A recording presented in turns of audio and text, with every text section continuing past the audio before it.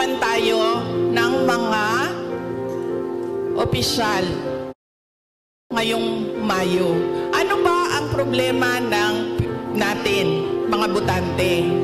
Ang problema sa atin, ang pinipili natin ay paulit-ulit ba? Pabalik-balik lang. Mahilig tayo sa sikat. Mahilig tayo sa magaling kumanta, sumayaw dito sa stage. Mahilig tayo sa nagpapa-amuse, nagpapatawa sa atin.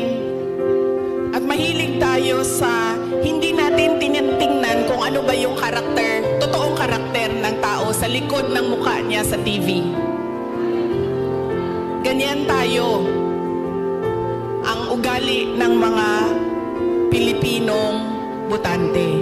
Kaya siguro dapat sa darating na halalan,